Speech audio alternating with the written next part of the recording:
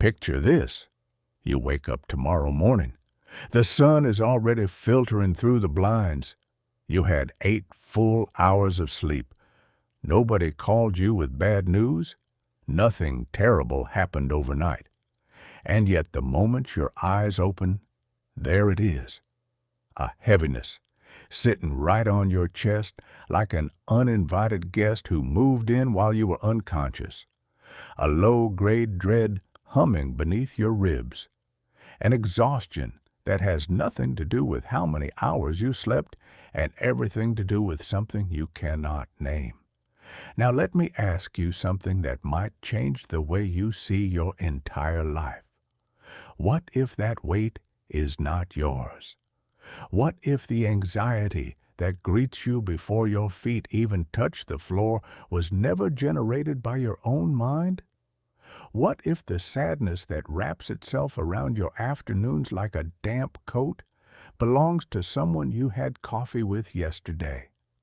What if the irritability that flares up after a phone call you did not even want to answer was planted in your nervous system by the person on the other end of the line, and you just assumed it was yours because it showed up inside your body? What if you have been carrying luggage that has someone else's name on it for years and you never once thought to check the tag? Here's what nobody warned you about. The people around you are not just people. They are atmospheric systems. They carry weather. Some of them carry sunshine. Some carry storms. And your nervous system, whether you realize it or not, has been standing outside in their weather every single day getting soaked, getting sunburned, getting battered by winds that have absolutely nothing to do with your own sky. This is not mystical talk. This is not spiritual metaphor dressed up in poetic language. This is hard, measurable, replicated science.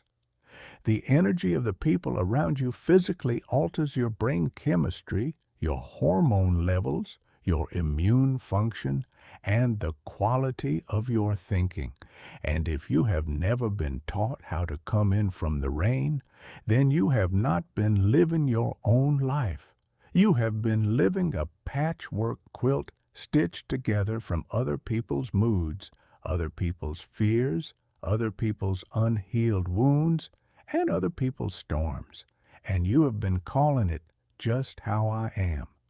This audiobook is going to dismantle that lie with surgical precision and then hand you the tools to rebuild something real in its place. We are going to walk through exactly how other people's emotional states infiltrate your mind at a neurological level. We are going to understand why some people feel this infiltration 10 times more intensely than others, and why that is not a flaw, but a feature that has simply never been properly managed. We are going to look honestly at what this unprotected exposure has been costing you in your health, your relationships, your clarity, your joy, and your very sense of who you are. And then we are going to fix it. Not with vague advice, not with inspirational quotes that sound beautiful, but dissolve the moment real life shows up. With precise, science-backed, field-tested strategies that you can begin using the moment you hear them. By the time you finish this audiobook, you will understand why certain people leave you feeling like someone pulled the plug on your battery. You will understand why you can walk into a room feeling perfectly fine and leave it feeling like you have been through an emotional car wash. And you will have built something inside yourself that most people never build. A kind of inner architecture that lets you remain warm, open, connected, and deeply human while simultaneously refusing to let anyone else's chaos set up camp in your mind. Your peace is not a reward that life hands you when things finally settle down. Things never settle down. Your peace is a structure you build with your own hands, brick by brick, choice by choice, day by day. And the blueprints are in the pages that follow. Let's build. Chapter 1. The Silent Hijack. How other people's emotions move into your mind. There is something happening to you every single day that you have almost certainly never been told about. Something invisible, automatic, and so deeply wired into your biology that you could not stop it even if you tried. It is happening right now as you listen to this. It happens in every meeting, every dinner, every text exchange, every moment of shared physical space with another human being. Scientists call it emotional contagion.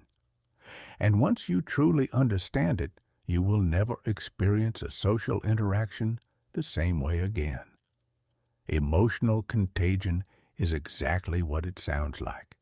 Emotions spread from person to person like a virus, not through the air in any mystical sense, but through the precise mechanical pathways of your nervous system, pathways that evolved over millions of years specifically to make this transfer happen as quickly and as automatically as possible. Here is the machinery behind it. Deep inside your brain sits a network of cells that scientists call mirror neurons. These remarkable little structures were stumbled upon almost by accident in the early 1990s when a research team in Parma, Italy, led by neuroscientist Giacomo Rizzolatti, was studying motor activity in primates. They had electrodes attached to a monkey's brain, monitoring which neurons fired when the monkey reached for a peanut. Standard stuff. But then something unexpected happened. A researcher walked into the lab, picked up a peanut himself, and the monkey's brain lit up in the exact same pattern. The monkey had not moved. It had not reached for anything. It had simply watched someone else perform an action, and its brain had simulated the experience as if it were doing it itself. That discovery sent shock waves through neuroscience, and when researchers turned their attention to humans, they found something even more extraordinary. Our mirror neuron system does not just replicate physical actions. It replicates emotions. When someone sitting across from you at a restaurant is radiating anxiety, your mirror neurons begin firing the neural patterns associated with anxiety in your own brain. When your colleague walks into the office carrying the invisible weight of a terrible morning, your nervous system starts running a quiet simulation of that weight. When a friend calls you in a state of panic, the panic does not stay on their side of the phone. Your brain hears it, mirrors it, and begins to produce its own version of it before you have made any conscious decision to engage with it at all. This is not something you choose. This is not something you can simply decide not to do. It is happening below the waterline of your conscious awareness, in the deep automatic processing centers of your brain, faster than thought, faster than language, faster than any decision you could possibly make about whether or not you want to participate. And the research confirming this is not fringe science. Psychologists Elaine Hatfield, John Cacioppo, and Richard Rapson spent decades documenting the mechanisms of emotional contagion. What they found was that human beings automatically and continuously synchronize their facial expressions, their vocal patterns, their body posture, and even their physiological rhythms with the people around them, often within milliseconds. Your heartbeat can begin to synchronize with someone else's during an intense conversation.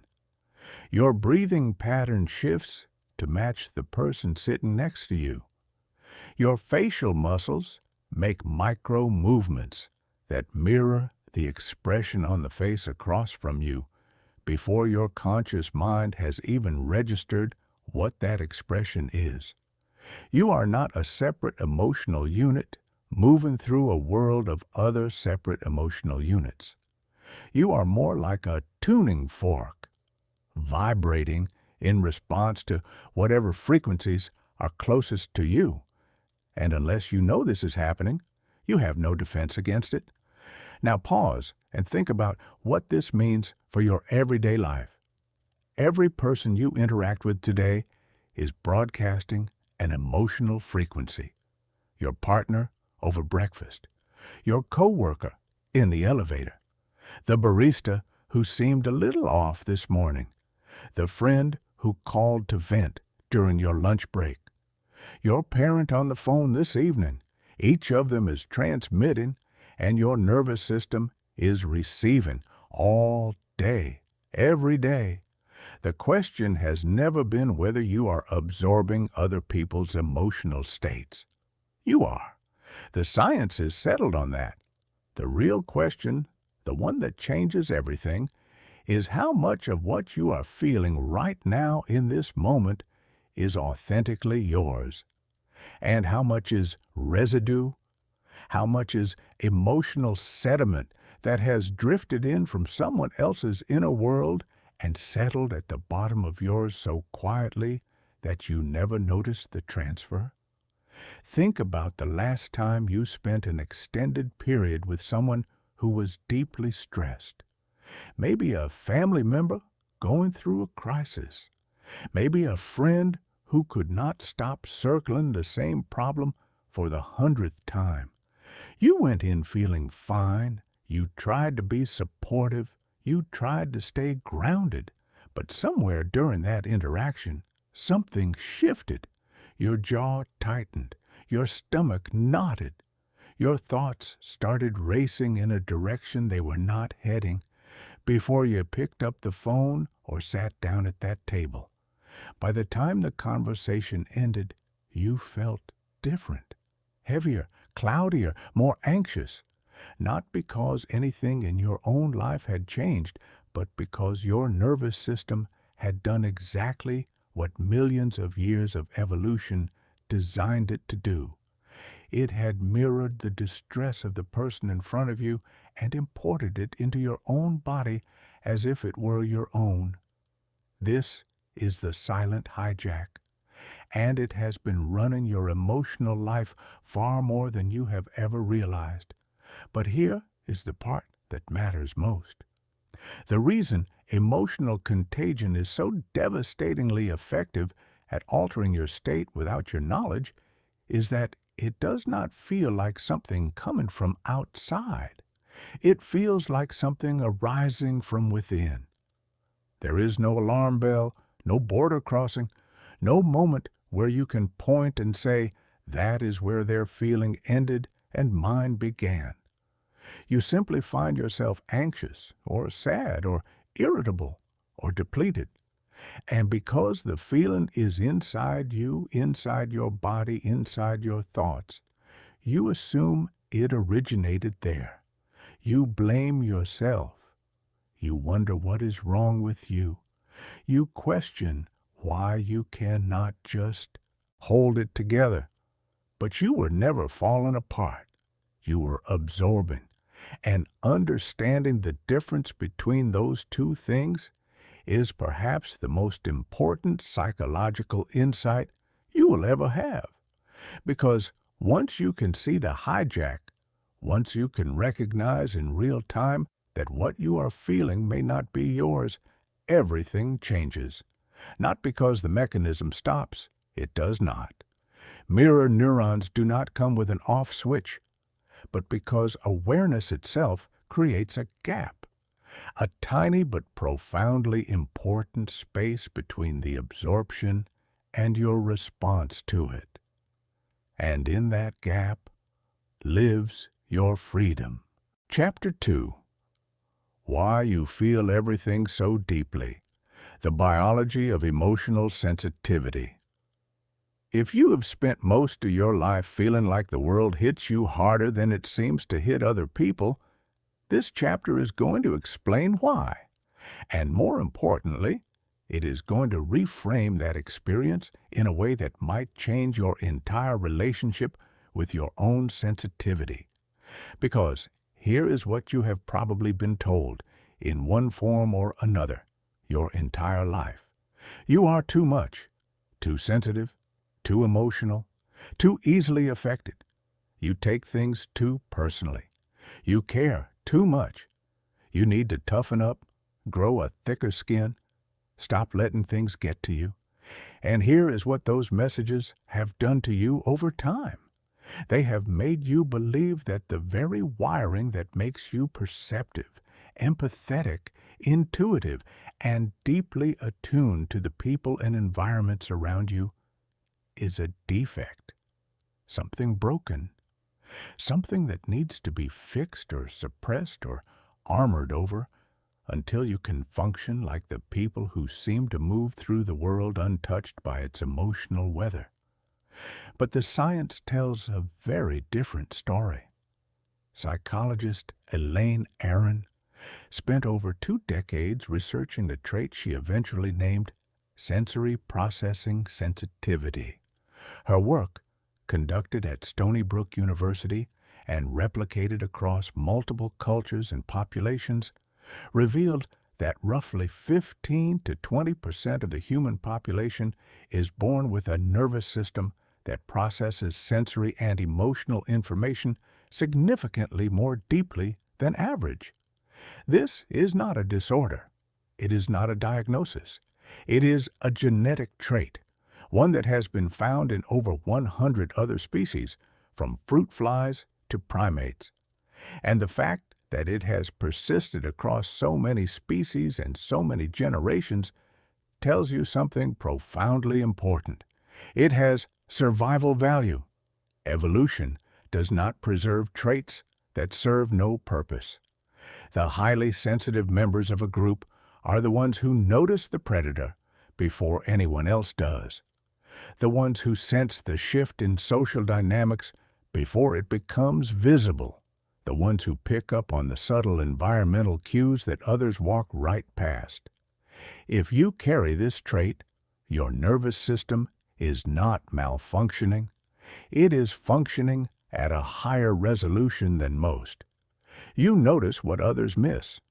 You feel the undercurrents before they surface.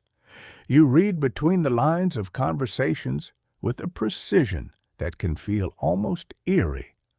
But the cost of this depth of processing is real.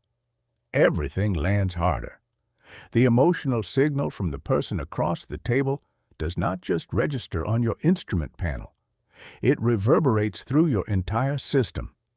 It gets processed and reprocessed, examined and re-examined long after an interaction is over. You do not just notice someone's mood. You feel it in your bones.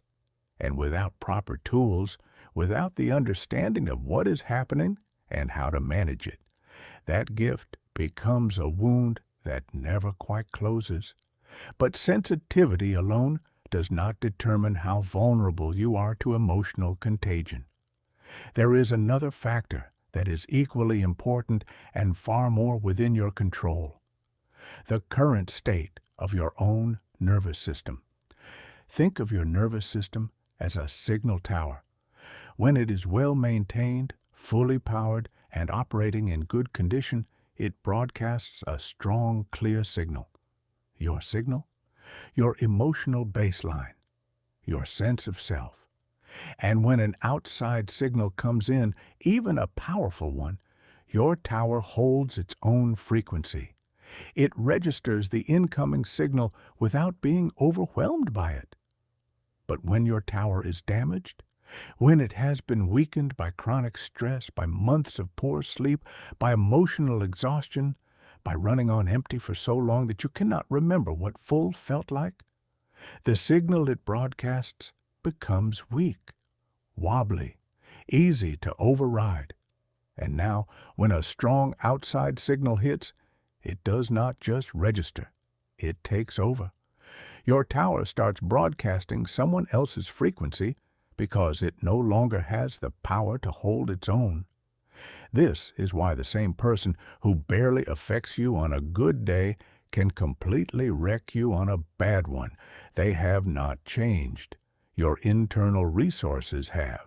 And that distinction is everything because it tells you something you desperately need to hear. Protecting your peace is not just about managing what comes at you from the outside. It is about maintaining the strength and integrity of what lives inside you so that the outside cannot so easily take over. There is one more factor that shapes your vulnerability to other people's energy, and it is the one most people least want to look at. Unresolved pain. Every wound you carry that has not been fully processed and integrated is an open frequency, a channel that is permanently tuned to a specific kind of signal. And when someone in your environment broadcasts on that frequency, even accidentally, even without knowing, your system lights up with an intensity that the current situation does not warrant. That colleague whose offhand criticism sends you spiraling is probably not that powerful, but the frequency of their criticism matches the frequency of something much older, something from a parent, a teacher, a past relationship, something that was never fully felt, never fully processed, never allowed to complete its natural cycle of pain and integration and release. And so it sits there, an open wound, a permanent point of vulnerability, receiving and amplifying signals that a healed version of you would barely register. This is not something to be ashamed of. Every human being walking this earth carries unresolved material. But recognizing that your wounds are amplifiers, that they are making you more susceptible to specific kinds of emotional contagion from specific kinds of people, is essential. Because it tells you that the deepest form of emotional protection available to you is not any external strategy. It is healing. Understanding why you feel everything so deeply is not an academic exercise. It is the foundation of self-compassion. For years, you have been fighting your own nature, trying to be less of what you are, trying to armor yourself against the very sensitivity that makes you extraordinary. And every attempt has failed because you were solving the wrong problem. The problem was never your sensitivity. The problem was the absence of understanding, of structure, of deliberate practice, of the kind of informed self-management that turns raw sensitivity from a liability into what it was always meant to be, an instrument of extraordinary perception, guided by an owner who finally knows how to use it without being destroyed by it.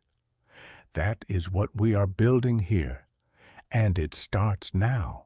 Chapter 3. The Invoice You Never Saw. What carrying other people's energy is really costing you. There is a bill being quietly tallied against your name. It has been accumulating for years, possibly decades, adding line items every single day without ever once landing in your inbox. No notification, no reminder, no past due warning stamped in red. Just a silent, steadily growing debt charged against your body, your mind, your relationships, and your very sense of who you are. The currency of this bill is not money. It is something far more valuable and far less replaceable. It is your life force, your clarity, your capacity for joy, your ability to feel fully, genuinely, unmistakably alive. And the charges on this bill all come from the same source, the unprotected, unmanaged chronic absorption of emotional energy that was never yours to carry. Let me show you what this is actually costing you. Not in theory, in the concrete, lived texture of your daily existence. The first line item on that invoice is your physical energy. And I do not mean the kind of tiredness that a good night's sleep fixes. I mean the bone-deep, cellular-level exhaustion that greets you in the morning even after 8 hours of rest. The kind where your body feels like it is moving through invisible syrup. The kind that no amount of coffee, no supplement, no weekend of doing nothing seems to fully resolve. Here is why. Your brain is the most energy-hungry organ in your entire body. It accounts for roughly 2% of your body weight, but consumes nearly 20% of your total energy supply. And emotional processing is among the most metabolically expensive things your brain does. Every time your mirror neurons fire in response to someone else's distress, every time your system mounts a stress response not because of something happening in your life, but because of proximity to someone else's storm, your body pays a biological toll. Cortisol floods your bloodstream. Your cardiovascular system ramps up. Your immune function shifts resources away from maintenance and repair toward emergency readiness. And when this is not a one-time event, but a daily pattern, when your system is running this emergency protocol over and over and over, in response to the accumulated emotional broadcasts of every draining interaction in your life, the physiological cost is staggering. The field of psychoneuroimmunology, the science of how psychological states affect immune function, has documented this with uncomfortable clarity. Chronic social stress, including the specific stress of being emotionally hijacked by others on a regular basis, suppresses your immune defenses, increases inflammatory markers throughout your body, disrupts your sleep at the architectural level, meaning not just how long you sleep, but how deeply, and accelerates aging at the cellular level. That persistent tension between your shoulder blades that no massage fully resolves. That heaviness in your chest that shows up without medical explanation. That susceptibility to every cold and flu that passes through your office. Those are not random. Those are receipts. Your body has been doing overtime work that was never part of its job description, and it has been sending you the bill in the only language it knows. Symptoms. But as devastating as the physical cost is, there is a line item on this invoice that may be even more consequential. The cognitive tax. When your nervous system is perpetually occupied with processing absorbed emotional material, the higher functions of your brain, the ones responsible for clear thinking, creative problem-solving, strategic planning, and sound decision-making, get starved of resources. Your prefrontal cortex, the most sophisticated piece of biological hardware on the planet, gets demoted from architect to firefighter. Instead of designing your future, it spends its days putting out emotional fires that someone else started. You experience this as fog, a persistent mental cloudiness that you cannot fully explain, a difficulty focusing that has nothing to do with your intelligence, a sense of always being one step behind, always reacting instead of creating, always managing the last crisis instead of building toward the next opportunity. You have probably blamed yourself for this, called yourself scattered, wondered if something is wrong with your brain. Nothing is wrong with your brain. Something is wrong with how much unpaid labor it has been doing. You are not scattered. You are overloaded. And the overload is coming from a source that most people never think to examine because it does not show up on any scan or any to-do list. It shows up as the invisible background hum of everyone else's emotional noise running through your system like an app you never opened, but that has been draining your battery all day. And then there is the cost that cuts deepest of all, the one that operates so quietly and so gradually that most people do not realize what has happened until they are standing in front of a mirror one day, looking at their own reflection and realizing they have no idea who is looking back. The erosion of your sense of self. When you spend years absorbing other people's emotions without any structure to separate their experience from yours, something subtle and terrible happens. The boundary between you and them begins to dissolve, not in the dramatic way that movies portray, in a slow, almost imperceptible way, like a river gradually wearing away the bank it flows against. You lose reliable access to your own feelings. You start having trouble answering questions that should be simple. What do I actually want? What do I genuinely feel about this? Is this my sadness? Or did I inherit it from the conversation I had an hour ago? Is this my anxiety? Or am I still reverberating from the tension in that room I left 30 minutes ago? You begin making decisions not based on your own internal compass, but based on the accumulated emotional weather of everyone around you. You choose careers because of someone else's expectations buzzing in your nervous system. You stay in relationships because someone else's neediness has colonized the part of you that would otherwise know it is time to leave. You abandon dreams because the doubt in someone else's voice landed in your chest and you mistook it for your own. Psychologists have a term for this: enmeshment. The erosion of psychological boundaries to the point where one person's emotional identity becomes indistinguishable from the people around them. And while it is most commonly discussed in the context of family dynamics, it can happen in any relationship, any environment, any sustained pattern of unprotected emotional exposure. There is one more charge on this invisible invoice that deserves your attention because of its particular cruelty: the cost to your relationships themselves. Here is the painful irony.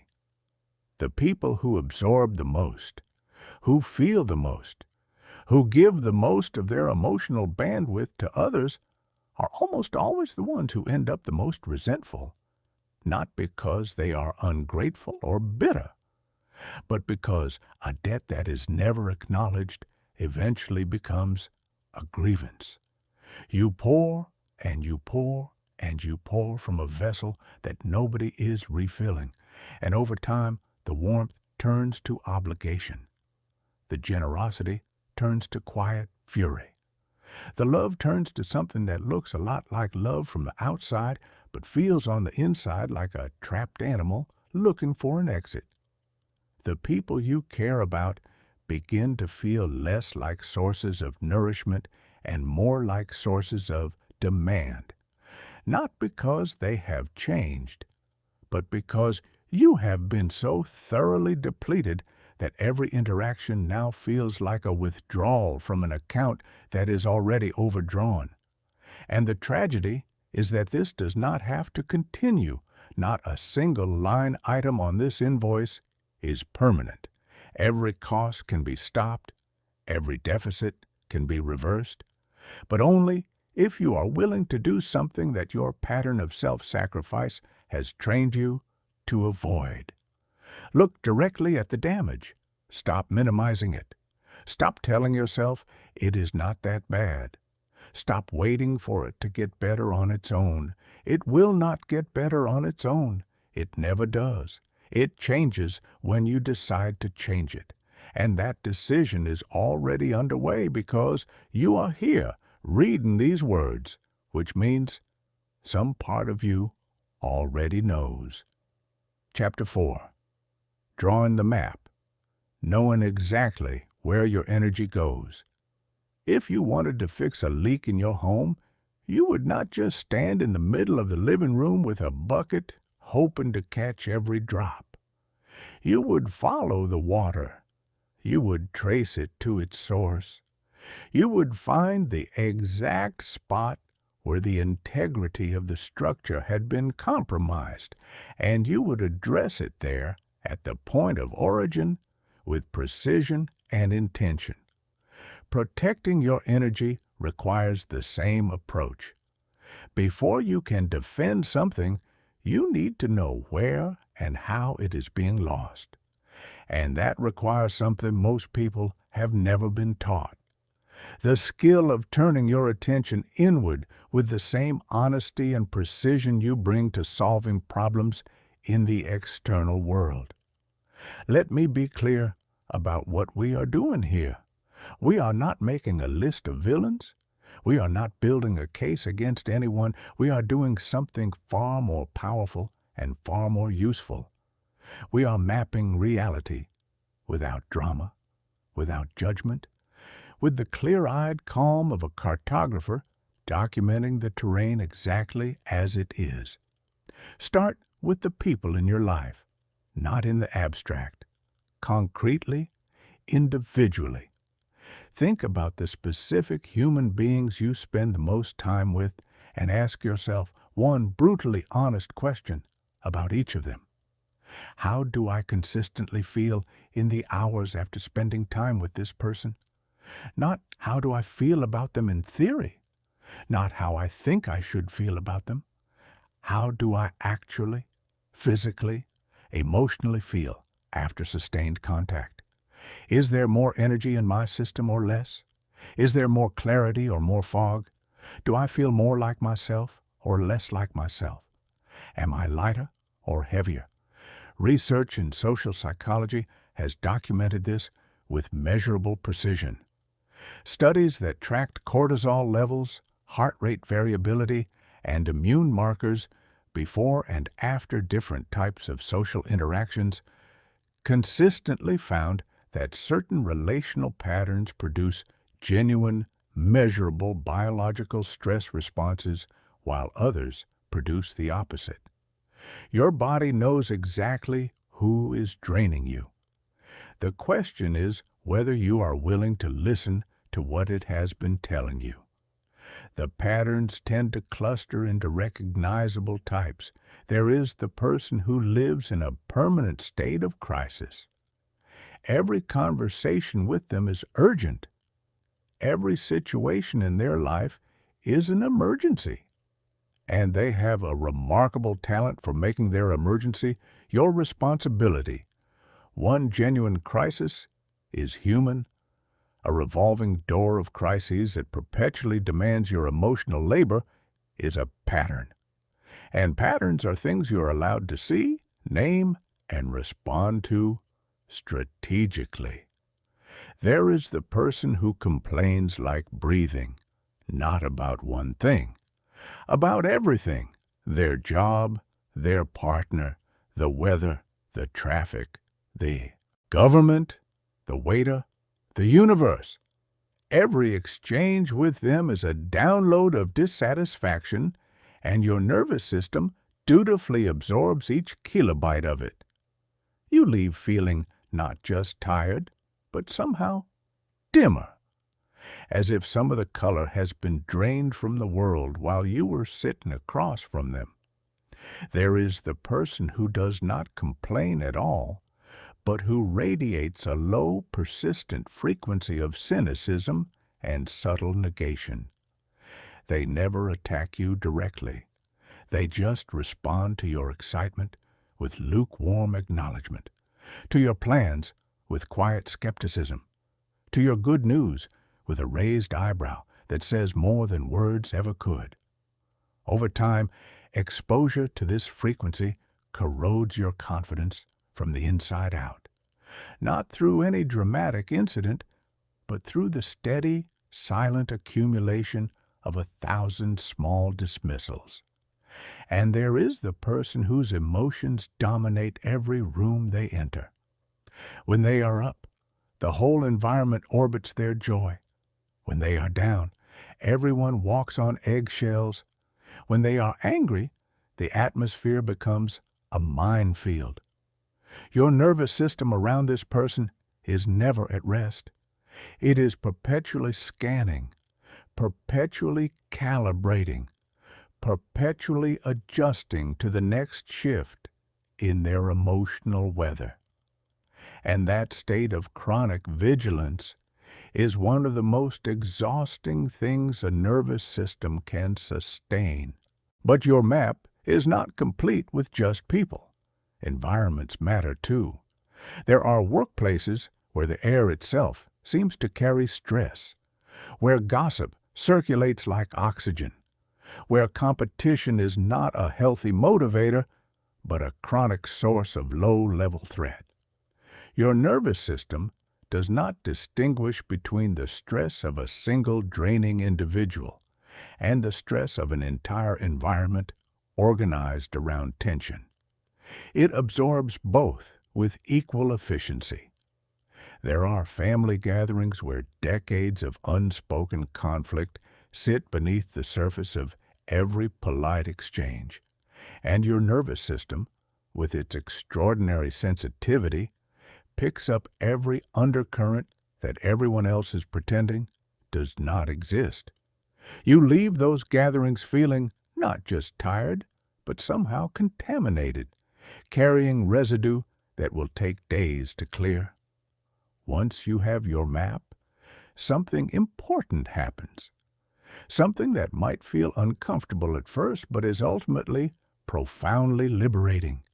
You can no longer pretend you do not know. The map removes the luxury of self-deception. You can see clearly and undeniably where your energy is going and what is taking it. And that clarity, however uncomfortable, is the doorway to every change that follows. A map is not a weapon. It is navigation. And now that you have it, you can finally begin navigating deliberately instead of being carried by the current. Chapter 5. The Gate with a Hinge. Understanding what boundaries actually are. There is a word in the modern conversation about mental health that has been repeated so often and defined so poorly that it has become almost meaningless. That word is boundaries. Everyone says you need them. Motivational posters tell you to set them. Self-help books tell you to enforce them. And yet, most people who nod along with this advice could not tell you with any real precision what a boundary actually is, what it actually looks like in practice, or what it actually feels like from the inside when you are trying to maintain one while someone you love is pushing against it with everything they have. So let us get precise, because precision is what has been missing from this conversation, and without it, boundaries remain an idea rather than a lived reality. First, let us talk about what a boundary is not. A boundary is not a wall. This distinction matters more than almost anything else in this chapter. A wall is a permanent structure designed to keep everything out indiscriminately. A wall does not distinguish between a threat and a gift, between chaos and connection, between someone who wants to drain you and someone who wants to love you. It blocks all of it equally. And the person living behind a wall is not protected. They are imprisoned.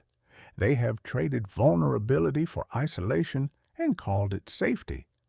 If you have ever tried to protect yourself by shutting down entirely, by going numb, by deciding that the solution to feeling too much is to stop feeling at all, you know how this works.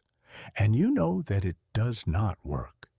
Because the wall does not just keep other people's pain out. It keeps everything out, including the warmth and connection and genuine human contact that your nervous system needs as much as it needs food and water and sleep. A boundary, properly understood, is something completely different. It is not a wall, it is a gate. And the critical feature of a gate is its hinge. A gate opens and closes. You decide when, you decide for whom, you decide how wide. A gate allows you to welcome what nourishes you and limit what depletes you, to be open when openness serves you and closed when closure protects you. The control is in your hands, not in anyone else's and not in your fear. This is the difference between emotional protection and emotional imprisonment. Protection keeps you safe while allowing you to live. Imprisonment keeps you safe by preventing you from living. And the line between them runs directly through the question of who is operating the hinge. If you are operating it, if you are the one making conscious, deliberate choices about what enters your inner world and what stays outside, you have a boundary. If fear is operating it, if the gate is permanently sealed shut because you are too afraid of what might come through, you have a wall. And walls, however safe they might feel in the short term, will eventually cost you everything that makes life worth protecting in the first place. Now here is where the real work begins. Understanding the specific type of boundary that this audiobook is primarily concerned with. Emotional boundaries. An emotional boundary is the internal capacity to feel with someone without feeling as them. Read that again, because it is the single most important distinction in this entire chapter. Feeling with someone means your heart is open. You recognize their pain. You care about their experience. You are present and compassionate and genuinely engaged. Feeling as someone means their pain has become your pain. Their anxiety has become your anxiety. Their chaos has moved into your nervous system and taken up residence as if it were your own. The first is empathy. The second is absorption, and they feel almost identical from the inside, which is why most people cannot tell the difference until they have been trained to look for it. Modern neuroscience has illuminated this distinction with remarkable clarity. Researcher Tanya Singer and her team at the Max Planck Institute used brain imaging to demonstrate that empathic resonance, which is full emotional mirroring, and empathic concern, which is caring without mirroring, activate different neural pathways, different circuits, different regions of the brain. Empathic concern, the mode that allows a therapist to sit with someone's deepest grief session after session without being destroyed by it, activates networks associated with warmth, compassion, and pro-social motivation without the physiological distress and eventual burnout that pure resonance produces. This means the science has confirmed something you need to hear. You can care deeply without suffering alongside. You can be fully present to someone's pain without importing that pain into your own body. And doing so is not a failure of love. It is actually the condition that makes love sustainable. This is a reframe that may rearrange your entire understanding of what it means to be a caring person. Because if you are someone who has spent years fully absorbing the pain of everyone around you, you have probably been operating under a deeply held belief that goes something like this. If I really love them, I should feel what they feel. If I am not drowning alongside them, I am not really there. If I protect myself from their pain, I am being selfish. That belief is sincere. It is also wrong. A lighthouse does not throw itself into the sea to save a drowning sailor. It stands firm on the shore, holding its light steady, so that the sailor has something to navigate toward. Its power is in its stability. Its usefulness depends entirely on the fact that it does not allow the storm to pull it under. You are the lighthouse, and your steadiness, your groundedness, your refusal to be capsized by someone else's storm is not a failure of caring. It is the very thing that makes your caring useful. A regulated nervous system in the presence of a dysregulated one has a measurable calming effect. Your stability does not abandon the other person. It offers them something they cannot generate for themselves in that moment. An anchor, a reference point, a reminder that the storm is not all there is. Building emotional boundaries, then, is not an act of caring less. It is an act of caring with enough intelligence and enough self-awareness to ensure that your caring can actually last, that it does not burn you to the ground in the name of someone else's fire, that 5 years from now, 10 years from now, you are still standing, still warm, still capable of genuine presence and genuine love because you had the wisdom to protect the source rather than pour it all out until there was nothing left. Your boundaries are not the enemy of love. They are love's bodyguard, and it is past time you hired one. Chapter 6. Standing at the Edge. How to stay present without being pulled under. There is a quality that you have probably noticed in certain people and admired without fully understanding what you were looking at. It is the person who can sit across from someone in complete emotional freefall and remain warm, present, and genuinely caring without visibly crumbling. The friend who can hold space for your worst moment without becoming your worst moment. The colleague who walks through a room thick with tension and emerges on the other side with their clarity intact. You have probably assumed that these people simply feel less than you do, that they have some natural armor you are not given, that the world bounces off them in a way it has never bounced off you. But that assumption is almost always wrong. The most emotionally grounded people you have ever met are not people who feel less. They are people who have learned to do something specific with what they feel. Something that looks effortless from the outside, but is in fact one of the most deliberately cultivated skills a human being can develop. That skill has a name: detachment. And before your nervous system recoils from that word, let me tell you what it does not mean. Detachment does not mean coldness. It does not mean indifference.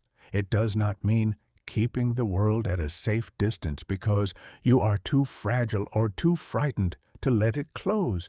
That is not detachment. That is hiding. And hiding, as you probably already know from experience, protects nothing. It only delays the impact while adding loneliness to the bill. True detachment is something far more sophisticated and far more loving than that.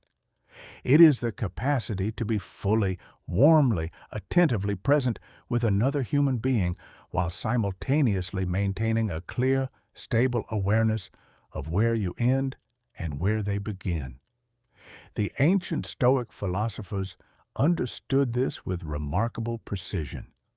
Marcus Aurelius, writing in the private journal that was never meant for publication and that would, centuries later, become one of the most influential texts in Western philosophy, returned over and over to a single insight. The world outside of you, including the emotional storms of other people, has no inherent power over the world inside of you, unless you hand it that power, unless you open the door and invite it to rearrange your furniture. This was not the inside of a man who felt nothing.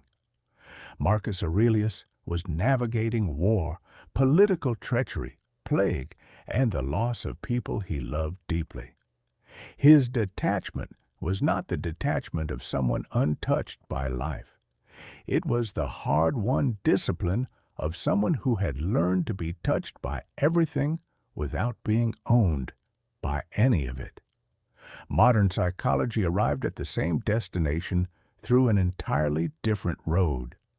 Psychiatrist Murray Bowen developed the concept of differentiation of self, which describes a person's capacity to maintain their own psychological identity while remaining in close emotional contact with others. A well-differentiated person can sit with someone who is falling apart without automatically falling apart themselves. They can acknowledge someone else's reality without absorbing it as their own. They can be moved by a wave without being carried out to sea. Decades of research following Bowen's work have consistently shown that higher differentiation is linked to better mental health, more resilient relationships, greater emotional stability, and significantly lower vulnerability to the kind of chronic emotional contagion we have been discussing. In other words, the science agrees with the philosophers. The ability to remain yourself in the presence of powerful emotional forces is not a personality trait you either have or do not have. It is a skill, and skills can be learned. So how do you learn it? The first component is what psychologists call the observer stance, and it might be the most important thing you learn in this entire audiobook. Right now, when you are in an emotionally intense interaction, your default mode is total immersion. You are inside the feeling. You are the feeling. There is no separation between the experience and the person having it. You and the emotion are fused into one thing, and from inside that fusion, you have no leverage, no perspective, and no choice. You can only react. Observer stance means developing a part of your awareness that can step slightly to the side, even while the experience is happening, and watch. Not judge, not analyze, just notice. There I go. My chest is tightening. My breathing has changed. I can feel their panic starting to echo in my body. Something in their voice just activated something old in me. This is not dissociation. You are not leaving your body or numbing yourself. You are adding a layer of awareness on top of the experience. You are feeling it and watching yourself feel it at the same time. And that dual awareness, that tiny bit of distance between the wave and the person observing the wave, is where all your power lives. Neuroscience backs this up with striking clarity. Research on mindfulness practices over the past 30 years has shown that training the observer stance, the ability to notice your own mental and emotional states without being fully consumed by them, produces measurable structural changes in the brain. Activity increases in the prefrontal cortex, the region responsible for top-down emotional regulation. Reactivity decreases in the amygdala, the region that fires your automatic threat responses. In plain language, training yourself to watch your own reactions, rather than simply having them, actually rewires your brain to make emotional hijacking less automatic and less overwhelming over time. The second component is grounding, and it is more practical than it sounds. When you are absorbing someone else's emotional state, one of the first things that happens is that you lose track of your own body. Your awareness floats out of your physical form and starts orbiting the other person's experience. You stop feeling your own feet on the floor. You stop noticing your own breath. Your internal compass goes offline and you begin navigating entirely by their signal rather than your own. Grounding is the deliberate act of returning to your own physical experience during those moments. It is feeling the weight of your body in the chair. It is noticing the temperature of the air against your skin. It is feeling the solid reality of the floor beneath your shoes. It is taking one slow, deliberate breath that belongs entirely to you. This might sound too simple to matter, but what you're actually doing when you ground is reminding your nervous system of something it has momentarily forgotten. That you exist, that you are a separate physical entity with your own boundaries and your own center of gravity. That the storm raging in front of you, however intense, is happening in someone else's sky. Your sky is right here, inside your own skin, and you can return to it anytime you choose. The third component is the shift from automatic resonance to intentional compassion. When someone you care about is in pain, your instinct is to go where they are, to descend into their experience, to feel exactly what they are feeling because some part of you believes that matching their suffering is the price of admission for genuine caring. But this instinct, however noble, is precisely the mechanism that drains you. Intentional compassion works differently. Instead of climbing down into their pit, you remain standing at the edge. You extend your hand.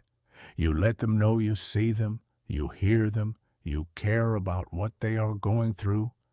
But you do not jump in, not because you are unwilling to help, but because a person standing at the edge of a pit is infinitely more useful than a second person sitting at the bottom of it. And here is the part that might surprise you. Your steadiness in that moment is not just useful to you, it is a gift to them. A dysregulated nervous system in the presence of a regulated one does not just stay dysregulated, it begins to co-regulate. Your calm does not ignore their storm. It gives their storm somewhere to land that is not more storm. Your groundedness becomes a kind of emotional anchor that their nervous system can reach for without you having to sacrifice your own stability to provide it. Detachment, practiced this way, is not distance. It is the most precise, most sustainable, most genuinely helpful form of love available. It is presence without merger, care without collapse. It is you remaining you, so that you have something real to offer instead of just another person drowning. Chapter 7. The Gravity of Old Patterns. Why draining dynamics keep pulling you back. If you have ever found yourself swearing that this time will be different and then watching with a kind of bewildered horror as it turns out to be exactly the same, this chapter is going to explain why. And the explanation is not that you are weak or foolish or incapable of learning from experience. The explanation is that the dynamics that drain you most reliably are not random events. They are systems, and systems have their own gravity. A system in this context is not a machine or a piece of technology. It is a pattern of interaction between two or more people that has become self-reinforcing. It has its own internal logic, its own momentum, and its own remarkably effective mechanisms for pulling all participants back toward the established pattern, even when one or more of those participants desperately want something different. Understanding how these systems work is the difference between endlessly fighting the symptoms and finally addressing the architecture that produces them. The most common, of these self-sustaining patterns is what relationship researchers call the pursuer-distancer dynamic. One person in the relationship consistently moves toward, seeking more closeness, more conversation, more emotional engagement, more evidence that the connection is secure. The other person consistently moves away, withdrawing, going quiet, becoming emotionally unavailable, especially in the face of that pursuit. If you are the pursuer, and many people who are highly vulnerable to emotional depletion are, this dynamic is particularly agonizing because the withdrawal feels like rejection. And rejection, as we discussed earlier, is one of the most powerful threat signals your nervous system knows how to generate. So you pursue harder, you give more, you try more, you become more available, more accommodating, more willing to sacrifice your own needs in the hope that enough effort will finally close the gap. But it never does, because the harder you pursue, the more overwhelmed the distancer feels and the further they withdraw. The system feeds itself. Your increased effort produces the opposite of the result you are seeking, and the exhaustion compounds not because the other person is evil, but because you are caught in a gravitational loop that neither of you fully understands. The only intervention that changes a pursuer-distancer dynamic is not more effort. It is a change of position, not as punishment, not as a power play, but as a genuine disruption of the pattern that has been consuming your energy. When the pursuer stops pursuing, the entire gravitational field of the relationship shifts. Sometimes the distancer moves closer, freed from the pressure that was driving them away. Sometimes they do not. But either way, you are no longer pouring your energy into a system that converts your investment directly into more distance. Another pattern that sustains chronic depletion is the overfunctioner-underfunctioner dynamic. This one is particularly insidious because it disguises itself as virtue. The overfunctioner is the person who does everything, who picks up every slack, who manages every crisis, who steps in before anyone else has the chance to struggle because they cannot bear to watch someone flounder when they could help. The underfunctioner, in response, does less, not because they are incapable, but because someone else has reliably taken responsibility for the gap. Why develop your own capacity when someone else is always there to fill it for you? If you are an overfunctioner, and if you are reading this audiobook, there is a high probability that you have probably worn your overfunctioning like a badge of honor for years. I am the responsible one. I am the one who holds it all together. I am the one people can always count on. And that may be true, but it may also be worth asking a harder question. Is your overfunctioning purely about caring for others?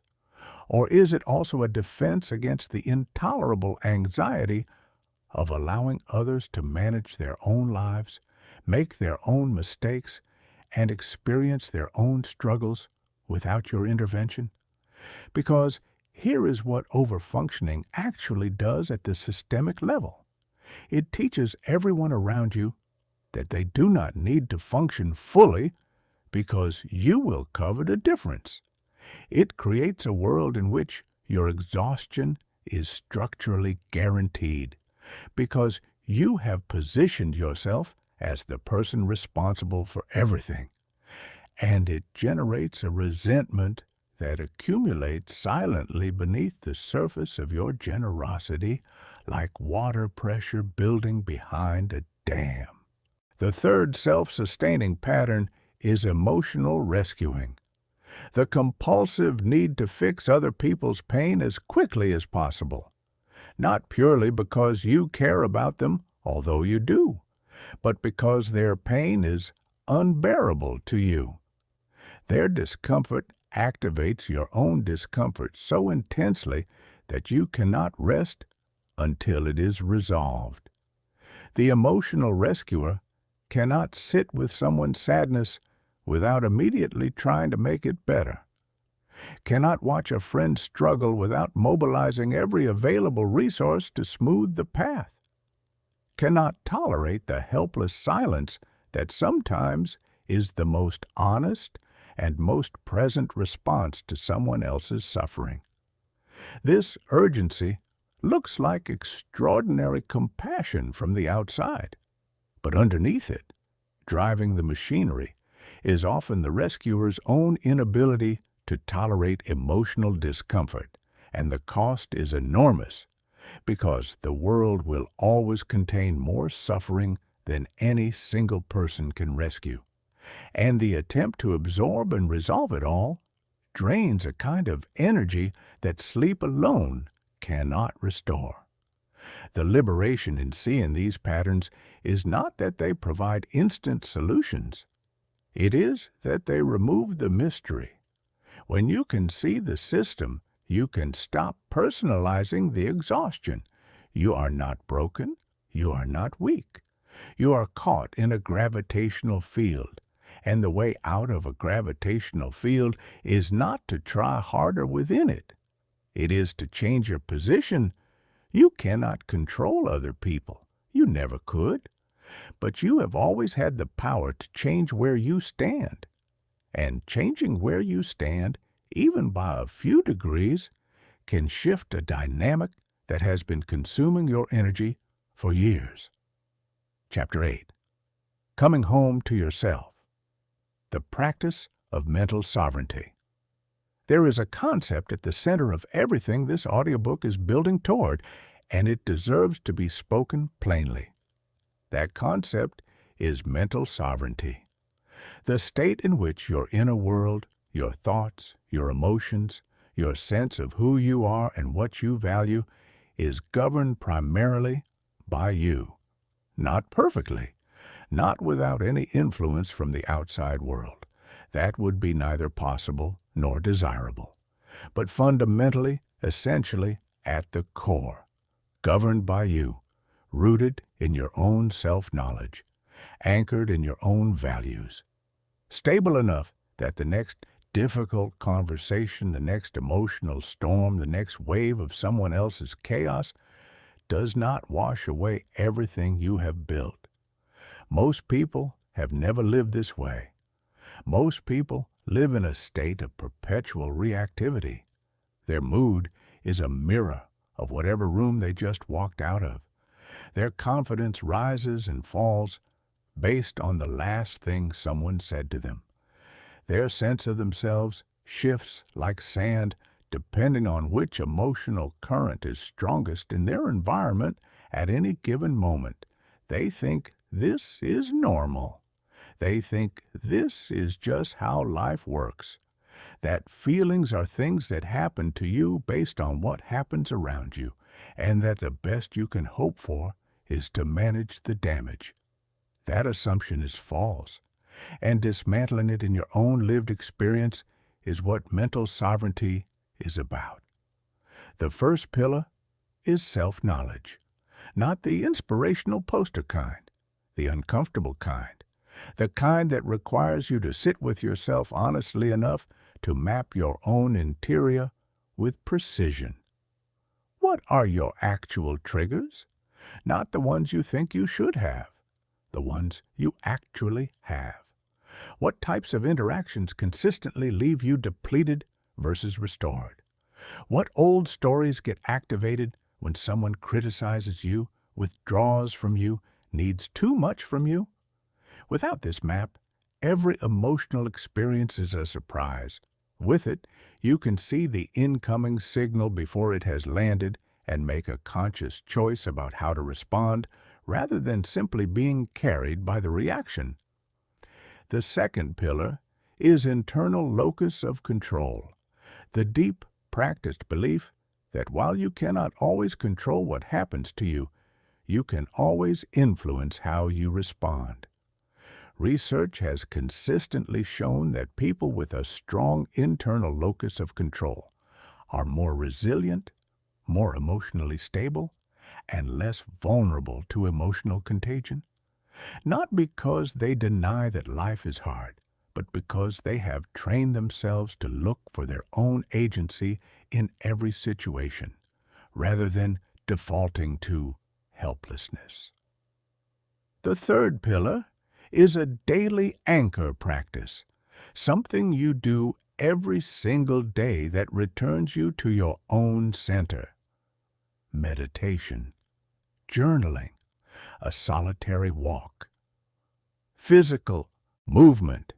The specific form matters far less than the consistency, because what you are doing neurologically is giving your nervous system a daily experience of operating from its own signal rather than from the noise. And the nervous system learns what it practices. A system that is given a regular experience of groundedness gradually becomes a system that returns to groundedness more readily, even when the world around it is in chaos. The fourth pillar is the deliberate curation of your mental inputs.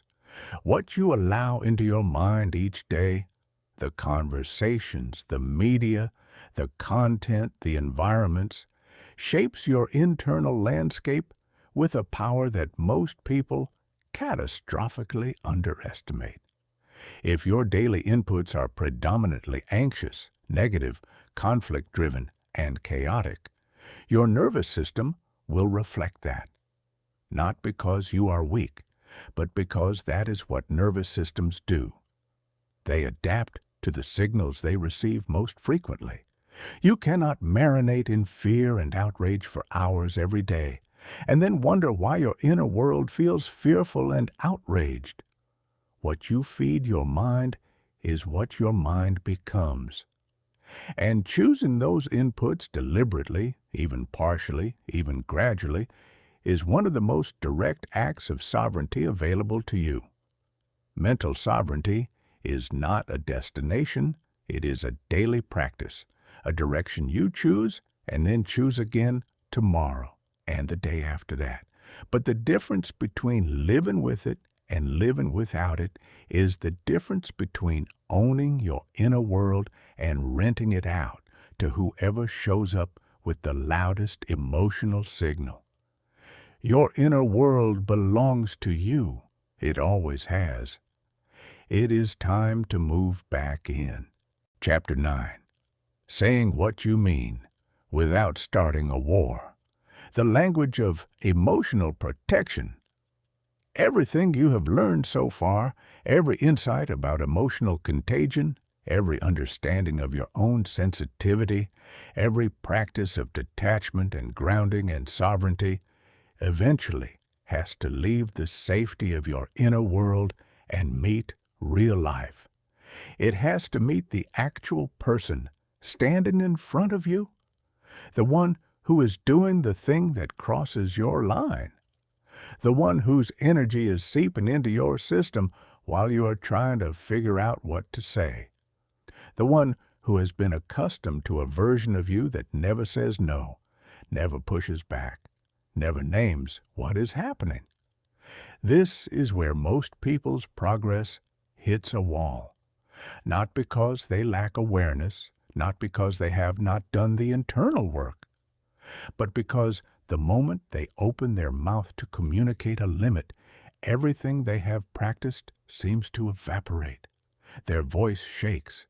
Their words come out wrong. They over-explain or under-explain.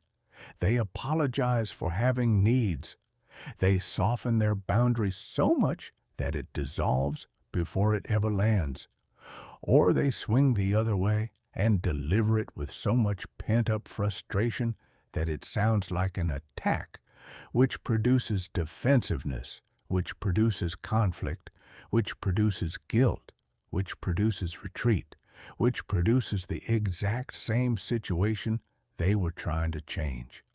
The gap between knowing what you need and being able to say it clearly, kindly, and without self-destruction is a real gap, and this chapter is about closing it. Let us start with the mistake that almost everyone makes when they try to communicate a limit. They justify it. They believe, often unconsciously, that their no is not legitimate unless it comes with a detailed explanation, unless they can present a case compelling enough to convince the other person that the limit is reasonable. So they build arguments, they cite evidence, they reference past incidents, they construct an entire legal brief for why they are allowed to need what they need. And here is why that approach almost always fails. The moment you begin justifying, you have implicitly invited negotiation. You have told the other person that your limit is conditional, that if they can dismantle your reasoning, if they can find a flaw in your argument or offer a counterpoint strong enough to outweigh your justification, the limit might be open for revision. And people who have spent years benefiting from your absence of limits are often extraordinarily skilled at exactly that kind of negotiation. A limit does not require justification. It requires clarity. There is something almost revolutionary about a clearly stated limit that neither attacks the other person nor apologizes for existing. That simply says, with warmth and without aggression, here is what I can and cannot do. Here is what works for me and what does not. Not as a verdict on your character, not as a punishment for your behavior, simply as a fact about me that I am sharing with you because I respect us both enough to be honest. The psychological framework for this kind of communication is sometimes called first-person language, and the distinction it creates is subtle in wording, but seismic in effect. Consider two responses to the same situation. A friend has called you for the fourth time this week to spiral about the same problem they have been spiraling about for months. You are exhausted. You have nothing left to give to this particular conversation. You need it to stop. Response 1 sounds something like this. You keep going around in circles with this, and it is really frustrating. You never actually do anything about it, and I am tired of hearing the same thing over and over. Response 2 sounds like this. I love you, and I want to be honest with you. I am finding myself really drained by this conversation, and I do not think I am able to be helpful right now. Can we talk about something else for a while? The first response is about them, their behavior, their pattern, their failure to change. It positions them as the defendant and you as the judge. And the human nervous system has one reliable response to being judged. It defends itself. So now, instead of a conversation about your needs, you have a fight about their character, and you will walk away from that fight more depleted than you walked in. The second response is about you, your experience, your capacity, your honest assessment of what you can offer. In this moment, it makes no claim about the other person being wrong. It does not evaluate their behavior. It simply tells the truth about your inner state and names what you need to happen next. And because it does not attack, there is nothing to defend against. The other person may feel disappointed, they may feel hurt, but they are far less likely to feel assaulted, which means the conversation has a chance of landing without detonating the relationship. This is not diplomacy for its own sake. This is structural intelligence. You are not softening your boundary. You are positioning it in a place where it can actually hold, rather than triggering the exact reaction that will pressure you to abandon it. And that brings us to the second critical element of protective communication, learning to survive the aftermath. Because there will be an aftermath. When you say no to someone who has been hearing yes from you for years, something will happen. Their face will change, their tone will shift. There may be silence. There may be an edge. There may be a slow withdrawal that feels exactly like punishment, because in some cases it is, and your nervous system, trained by decades of emotional absorption, will immediately interpret that reaction as evidence that you have made a terrible mistake. Every alarm bell you possess will fire simultaneously. You hurt them. You were selfish. You should take it back. You should apologize. You should explain more. You should soften it. You should fix this. That urge is going to be powerful, almost overwhelming, and you must learn to feel it fully without obeying it. This is not cruelty. It is not stubbornness. It is the recognition that the discomfort you are feeling in that moment is not proof that your boundary was wrong. It is the feeling of a pattern being disrupted. It is the sound of a system that has been running on your limitlessness, suddenly encountering a limit. And that sound, however uncomfortable, is actually the sound of change. Here is something that will help you hold your ground in those moments. Pay attention to the intensity of the other person's reaction, not to accommodate it, but to understand it. A person who has genuinely healthy respect for other people's limits barely flinches when one is set. They might feel momentarily disappointed. They might express that. But they do not collapse. They do not rage. They do not apply sustained emotional pressure designed to make you feel guilty enough to retract what you just said.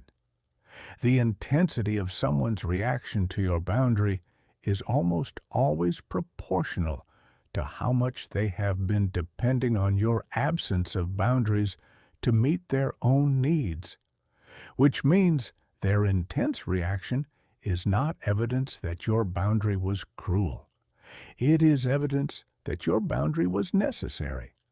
The third element is consistency, and this is where most well-intentioned attempts at emotional protection quietly die. A boundary stated once and then abandoned the moment it is tested teaches the other person something very specific. It teaches them that your limits are suggestions, that they are written in pencil, not ink, that sufficient pressure, sufficient emotional intensity, sufficient guilt will erase whatever line you just drew and restore the previous arrangement. And they will apply that pressure again next time and the time after that, because you have taught them that it works. A boundary that holds, that remains steady, even when it is challenged, that does not expand or contract based on the other person's emotional weather, is a real boundary. Everything else is a request wearing a boundary's clothing. But here is the part that people often miss. Consistency does not require harshness. You do not need to become rigid or cold or mechanical to be consistent.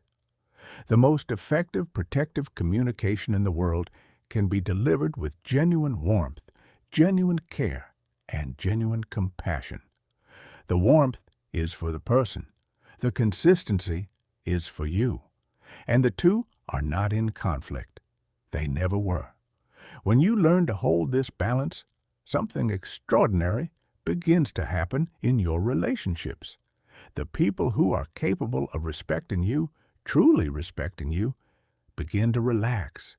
They can feel that they are finally dealing with someone who is real, someone who says what they mean, someone whose yes actually means yes because their no actually means no. And the trust that builds on that foundation is a completely different kind of trust than the one that was built on your chronic accommodation. It is trust that can hold weight because it is standing on solid ground. Chapter 10. The Sacred Quiet, How Solitude Rebuilds What the World Takes Apart. We live in a civilization that has declared war on silence. Every pocket carries a device designed to ensure that no moment of quiet ever goes unfilled. Every waiting room has a screen. Every commute has a podcast. Every pause between activities is immediately occupied by a scroll, a swipe, a notification, a piece of content engineered specifically to claim the attention you were about to give to yourself. And in this relentless bombardment of input, something essential is being starved. Not starved dramatically, not starved in ways that make headlines, but starved quietly, consistently, in the background of your life, like a plant that is receiving just enough water to stay alive, but never enough to actually bloom. That something is your relationship with your own mind, your access to your own signal, your ability to hear the voice beneath all the noise that knows what you actually think, what you actually feel, what you actually need, uncontaminated by the opinions and emotions and agendas of every person and platform competing for space in your head. If you are someone whose peace is chronically eroded by other people's energy, the absence of solitude in your life is not a minor inconvenience. It is a structural crisis, because solitude is not a luxury for you. It is the mechanism by which your nervous system processes accumulated emotional material, clears out residue that does not belong to you, and reestablishes contact with the authentic internal baseline that tells you who you are when nobody else's signal is interfering. The neuroscience supports this with striking clarity. Your brain contains a system called the default mode network that activates during periods of quiet, inwardly directed mental activity. When you are not processing external demands, not responding to incoming information, not navigating social dynamics, this network comes online and does something remarkable. It processes what has happened to you. It consolidates emotional experiences.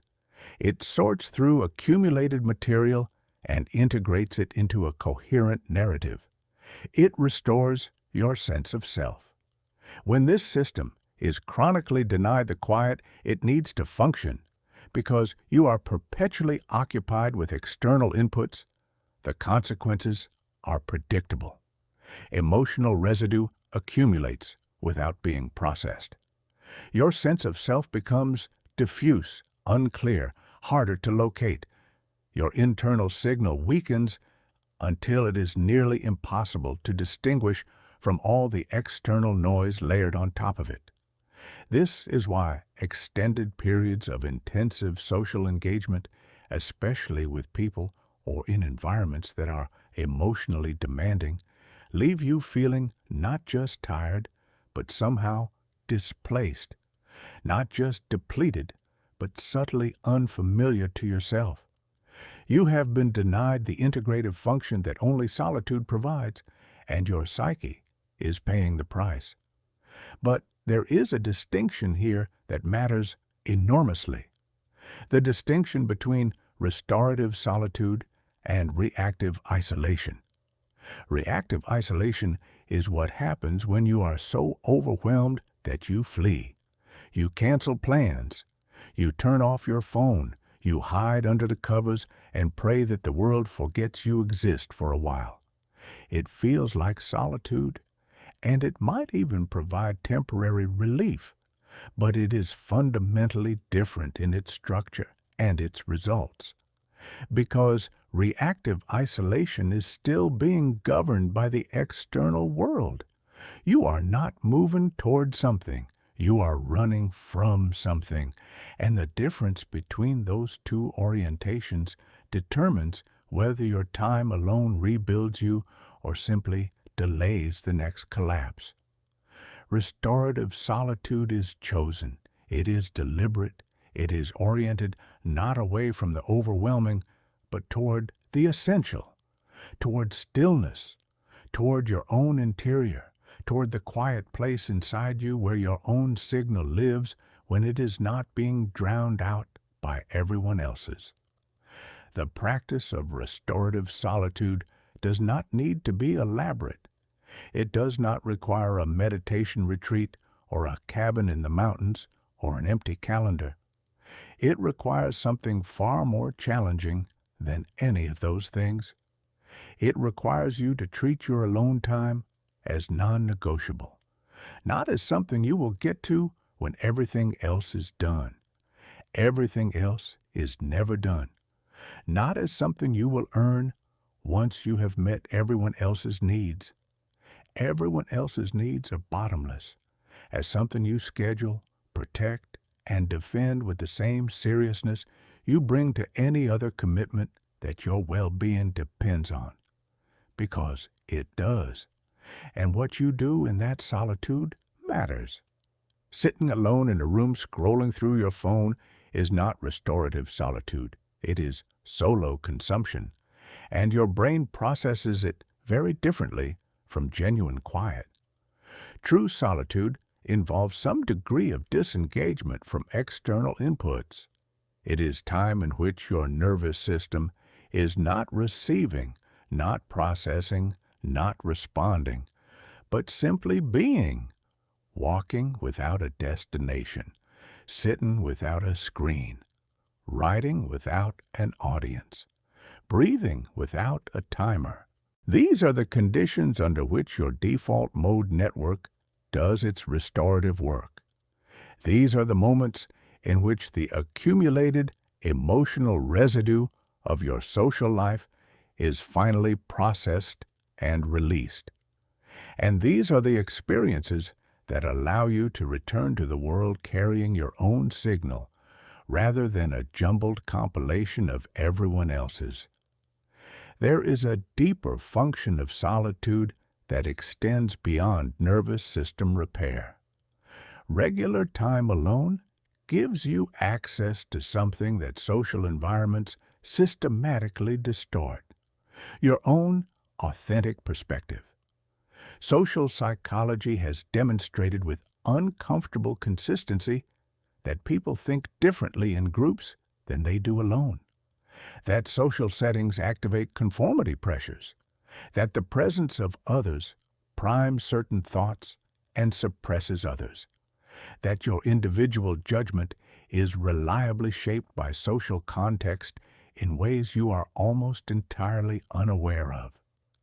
The person you are in solitude, what you believe, what you value, what you genuinely want for your life, is often a truer version of you than the one navigating the demands and expectations and emotional weather of a room full of other people. And without regular protected time in which that truer version has space to exist and to speak, its voice becomes steadily quieter, buried under layers of accommodation and conformity and emotional absorption until you can barely hear it at all. Solitude is not the opposite of connection. It is what makes genuine connection possible. When you emerge from real solitude, rested, clear, reacquainted with your own signal, you bring something real into every interaction. You bring yourself, not the depleted version, not the merged version, not the version that has been so thoroughly colonized by everyone else's emotional broadcast that it has forgotten what its own frequency sounds like. The actual you. And that, for anyone in your life who is capable of genuine relationship, is infinitely more valuable than any performance of availability you have ever offered from inside your exhaustion. You are the descendant of those humans, and your nervous system still carries the programming they passed down. When someone is displeased with you, your amygdala fires as if your survival is at stake. Your heart rate spikes. Your stress hormones flood your system. Your thinking narrows to a single, overwhelming imperative. Fix this. Make them happy again. Restore the connection. Remove the disapproval, whatever it costs. And what it costs, almost without exception, is you. You agree to things you do not believe in. You say yes, while every cell in your body is screaming no. You soften your truth until it is so diluted that it no longer resembles what you actually think. You absorb criticism you should let pass right through you. You take responsibility for other people's emotional reactions that are not yours to manage. You perform feelings you do not have in order to produce the response in the other person that you have learned they want to see. And you do all of this with such speed and such practiced efficiency that your conscious mind often does not even register it happening. It just feels like being nice, like being the bigger person, like keeping the peace. But keeping the peace at the cost of your own truth is not peace. It is surrender dressed up in the language of virtue. The first step out of the approval trap is recognition. Honest, unflinching recognition of the moments in which you have chosen someone else's comfort over your own integrity. Not to shame yourself for those moments, but to see them clearly for what they were. Not consideration, not kindness, self-abandonment. The second step is building what psychologists call approval independence. Not the elimination of your social needs, which are real and legitimate and deeply human, but the development of an internal reference point that is stable enough that the presence or absence of external validation does not determine your basic sense of being okay. Research in self-determination theory, pioneered by psychologists Edward Desai and Richard Ryan, has consistently demonstrated that people who derive their sense of worth primarily from internal sources, from alignment with their own values and standards rather than from the opinions of others, show significantly greater psychological resilience, more authentic behavior, and more stable emotional states across a wide range of life circumstances. In practical terms, approval independence means being able to feel someone's disappointment without concluding that you have failed. Being able to hold a position that someone disagrees with without immediately looking for a way to surrender. Being able to sit with the knowledge that a specific person in a specific moment does not approve of you, without your nervous system treating it as an emergency that must be resolved before you can breathe again. This is not arrogance. This is not indifference to others. It is the recognition that you are never going to make everyone happy anyway. No amount of accommodation, no amount of self-sacrifice, no amount of contortion would ever produce universal approval. There will always be someone who is displeased with you. Always. That is not a problem to solve. That is a fact of human existence to make peace with. And here is the question that sits at the heart of the approval trap, the question that the trap has been preventing you from asking clearly. Which relationships in your life are based on the real you, and which are based on the performance of accommodation that you have been delivering in exchange for approval? Because the people who genuinely love you, the ones who are worth your time and your energy and your precious finite emotional resources, will not leave when you stop performing. They might be surprised. They might need a moment to adjust. But they will stay, because what they love is you, not the version of you that never says no. And the people who leave, the ones who cannot tolerate the real you, who cannot handle your honesty, your limits, your refusal to be endlessly available at the expense of your own well-being. Their departure is not a loss. It is information. And it is the most liberating kind of information you will ever receive. Chapter 12. Closing the Wound. How Unhealed Pain Keeps the Door Open. There is something that nobody tells you about emotional pain that has not been fully processed. They tell you it hurts. They tell you to be patient with yourself. They tell you that time heals all wounds, which is one of the most dangerously incomplete pieces of advice ever repeated from one generation to the next. Because time does not heal wounds. Time passes wounds. It moves them from the foreground to the background. It pushes them from the surface down into the basement, but it does not close them. And a wound that has been pushed into the basement of your psyche does not sit there quietly waiting to be forgotten. It bleeds, silently, invisibly, persistently. It bleeds your energy. It bleeds your clarity. It bleeds your capacity to maintain the very boundaries and protections this audiobook has been teaching you to build. An unhealed wound is not just a source of pain. It is a point of entry, an unlocked door in the architecture of your inner world that other people's energy can walk right through without either of you fully understanding how or why. Here is the mechanism. When something deeply painful happens to you, a betrayal, a loss, an experience of being abandoned or humiliated or violated, your nervous system initiates a natural process of integration. It wants to feel the feelings, make meaning of what happened, update its understanding of the world based on what it learned, and gradually return to equilibrium. When this process is allowed to complete, the experience becomes history. It becomes something that happened to you, not something that is still happening to you.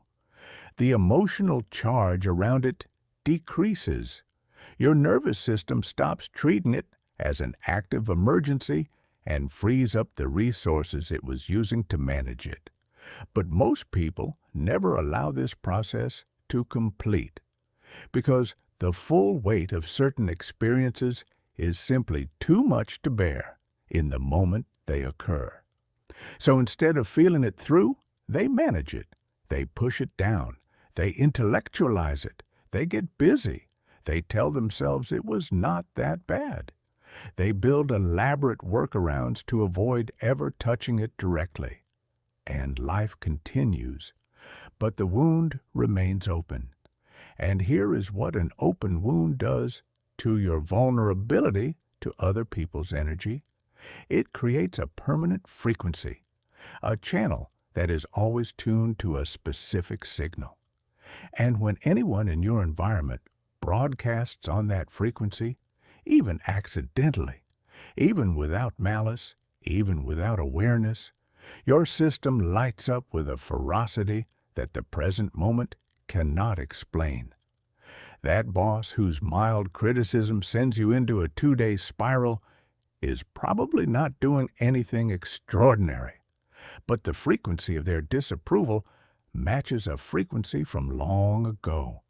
A parent who never seemed satisfied, a teacher who made you feel stupid, a partner who slowly dismantled your confidence one careless comment at a time. The current moment is touching an old wound, and the old wound is amplifying the signal 100-fold. This is why certain people affect you with an intensity that baffles you. It is why certain situations produce reactions in you that seem wildly disproportionate to what is actually happening. You are not overreacting to the present. You are reacting to the present plus every unprocessed echo of every similar moment your nervous system has stored and never fully discharged. The present is just the match. The fuel has been accumulating for years. Healing these wounds is not a quick process, and it is not one that can be forced. But it is one that can be deliberately engaged, and the single most important step in that engagement is willingness. Willingness to stop running. Willingness to stop managing. Willingness to turn toward the thing you have spent years carefully turning away from and say, I see you. I know you are there. I am ready to let you be felt so that you can finally be released. For many people, this process is best supported by a skilled professional. Therapeutic approaches like EMDR, somatic experiencing, and internal family systems work have substantial research behind them demonstrating their ability to resolve the kind of stored emotional material that drives chronic vulnerability. This is not a weakness. Reaching for that support is one of the most intelligent, most courageous things a person can do. And what happens on the other side of that healing transforms everything as the old wounds close, the points of entry close with them. The triggers that once sent you spiraling lose their hair trigger sensitivity. The emotional charge that certain people could activate in you with a single word or a single look diminishes. Not because you stop caring, but because you stop confusing the present with the past. You stop hearing your mother's disappointment in your colleagues' feedback. You stop feeling your childhood powerlessness in your partner's bad mood. You start responding to what is actually happening right now with the full resources of the adult you have become. That freedom, the freedom to be fully present in the present without the constant interference of unprocessed history, is one of the most profound gifts that healing offers. And it is available to you, not overnight, not without effort, but available. Chapter 13, Choosing Who Gets a Seat at Your Table, Building a Life with People Who Restore You. Everything we have built in this audiobook, every tool, every practice, every shift in awareness, operates within a context that matters enormously. That context is the specific human beings you allow into the inner circle of your daily life. Because here is a truth that no amount of internal work can override. If your social environment is fundamentally hostile to your peace, the most sophisticated emotional protection strategies in the world will only get you so far. You will be bailing water out of a boat that someone else keeps drilling holes in, indefinitely. This chapter is about looking at the boat and being honest about the holes. Research on social networks and well-being has produced findings that are more dramatic than most people realize. A landmark study published in the British Medical Journal demonstrated that emotional states are contagious through social networks up to 3 degrees of separation. The happiness of your friend's friend's friend measurably affects your own emotional experience. Subsequent research extended these findings to behaviors, health practices, attitudes, and even longevity. You are not merely influenced by the people closest to you. You are, in a very real and documented sense, partially constructed by them. Your social circle is not a backdrop to your life. It is an active ingredient in who you are becoming, which means that choosing your circle is not a peripheral decision. It is one of the highest leverage choices you will ever make about the trajectory of your existence. And yet, Most people make it barely at all. They allow their social world to be assembled by accident, by geography, by work assignments, by whoever happened to be available during the periods when they were too lonely or too depleted to be selective. And then they wonder why their emotional life feels like a weather system they have no control over. The first honest assessment you need to make is the distinction between reciprocal and directional relationships. In a reciprocal relationship, energy flows both ways. You give, they give. You show up for them, they show up for you. There is a natural rhythm of support that, over time, balances roughly even. Not perfectly in every moment, because life is not an accounting ledger, but roughly over the long arc, there is mutuality. In a directional relationship, energy flows one way, from you to them, consistently, predictably, structurally, not as a temporary response to a crisis in their life, which is love, but as the permanent operating system of the relationship itself. Honest assessment of which relationships fall into which category requires setting aside two powerful distortions: history and guilt. History tells you that because a relationship has existed for a long time, it has inherent value that must be preserved regardless of what it currently costs you. Guilt tells you that evaluating a relationship based on its energetic balance is selfish. Both of these arguments contain just enough truth to sound convincing, and both of them, taken to their conclusion, will keep you imprisoned in dynamics that are slowly draining you of everything that makes your life worth living. Once you have assessed your circle honestly, your options exist on a spectrum. On one end is the complete removal of a relationship, sometimes necessary, rarely as often as the modern culture of boundary setting implies. Most draining relationships do not need to be ended. They need to be restructured.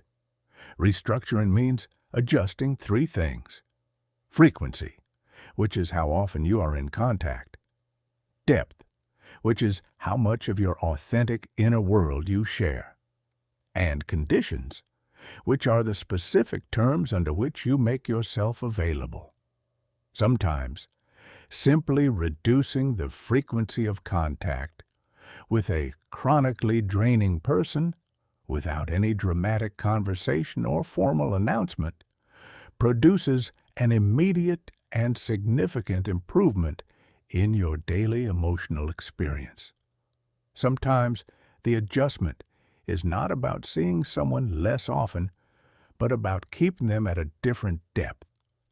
Engaging at the surface level of daily pleasantries, rather than at the intimate level of genuine emotional exchange that they have consistently demonstrated they cannot honor. At the other end of the spectrum from reduction is something that deserves far more attention than it usually receives: the deliberate, intentional cultivation of relationships that actually restore you.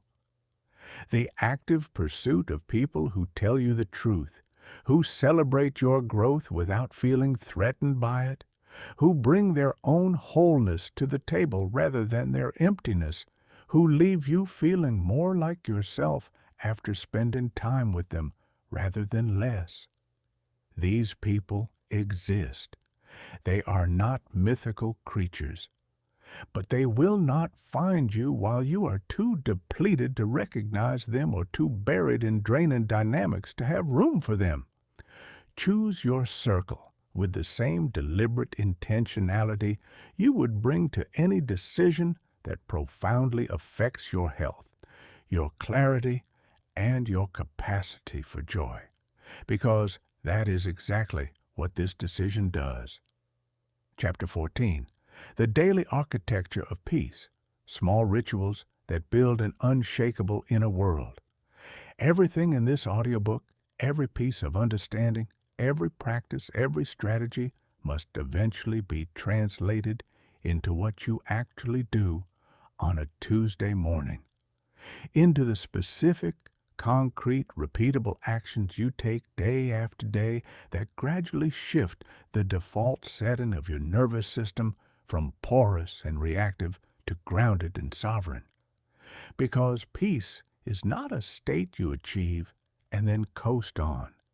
It is a structure you maintain daily through small, consistent actions that carry disproportionate weight, not because of what they accomplish in any single instance, but because of what they build over time through the quiet, relentless power of repetition.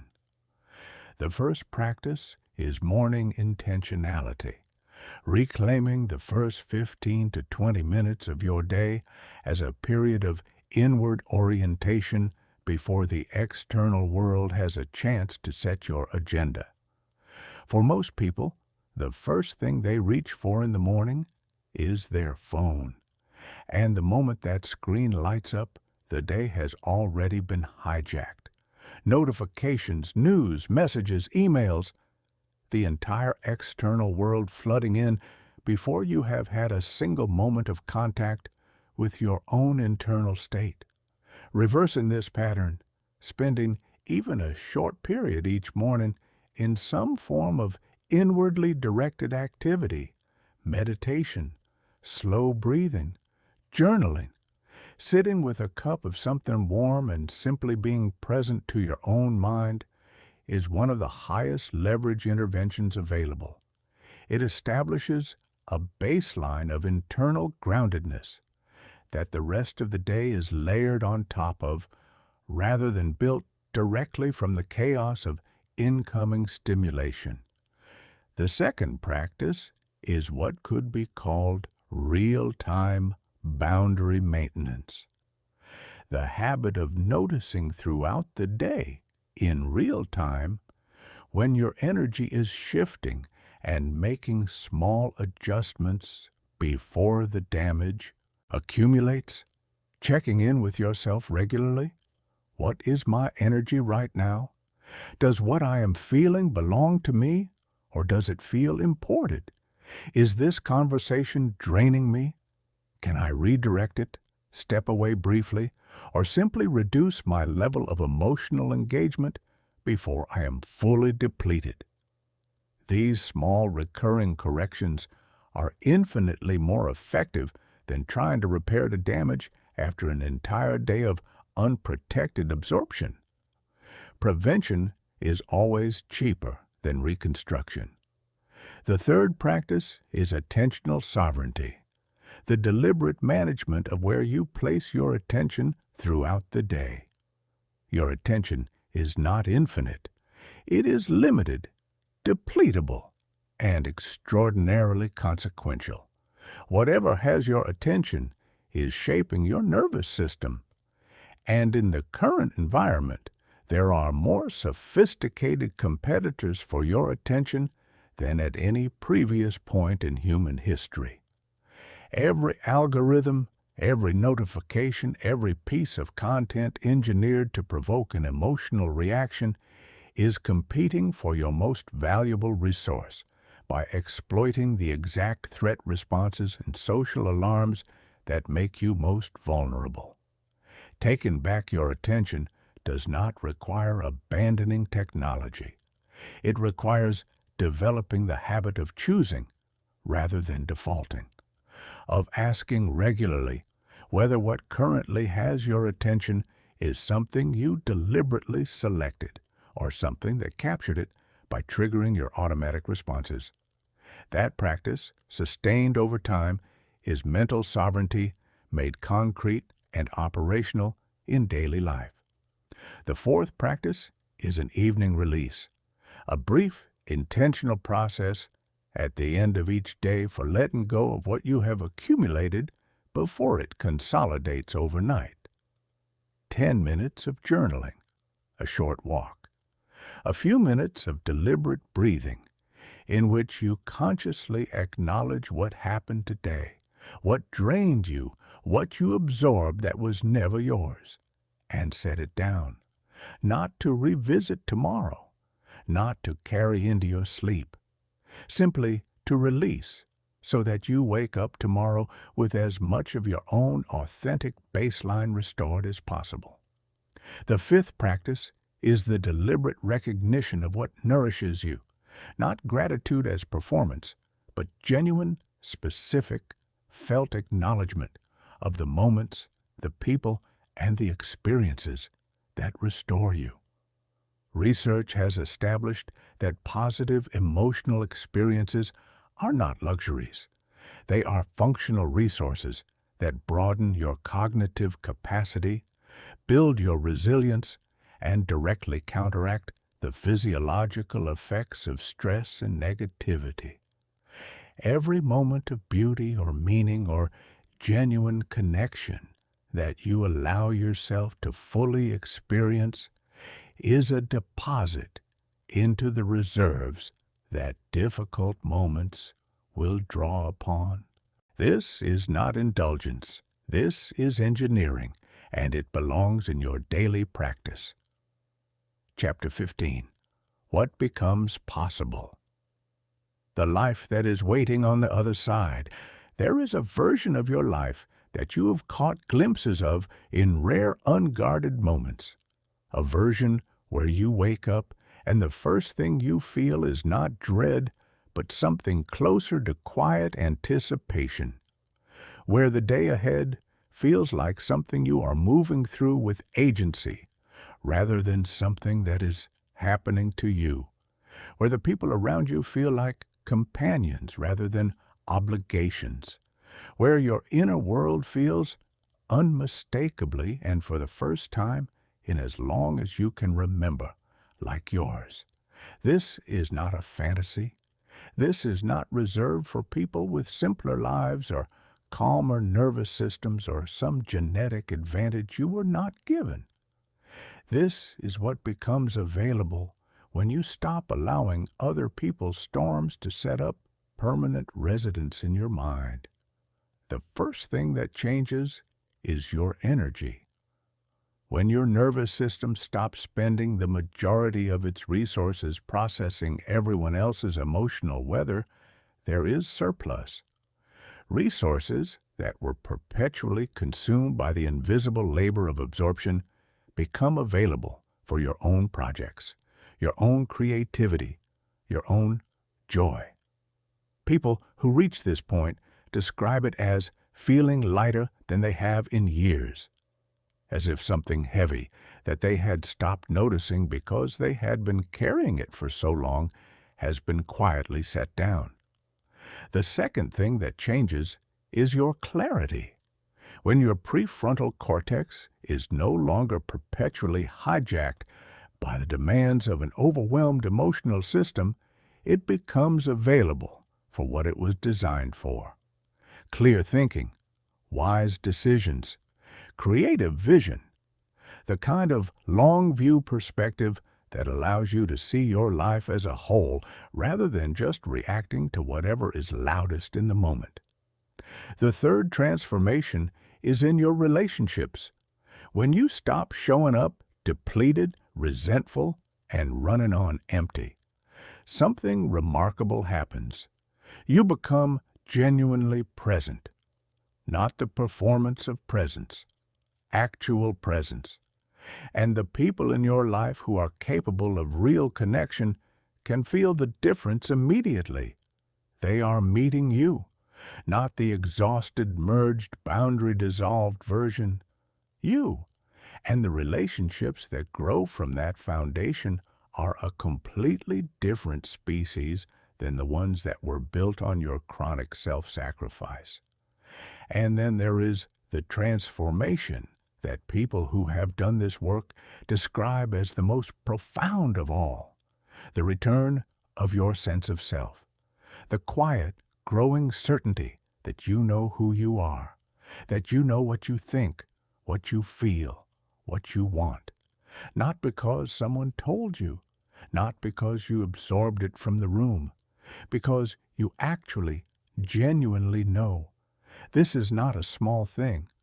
For someone who has spent years unsure of where they end and other people begin, the experience of having a stable, clear, trustworthy sense of their own identity is nothing short of revolutionary. It changes every decision, every relationship, every morning. You are allowed to want this. You are allowed to pursue it with the same energy and intention you have been pouring into everyone else for years. You are not just allowed, you owe it to yourself. Because the peace you build inside yourself does not make you less available to the people who matter. It makes you more available, more real, more capable of the kind of love and connection and contribution that actually means something, because it is coming from a full vessel rather than an empty one. Other people's energy will always be present. The world will always contain storms. You cannot prevent that.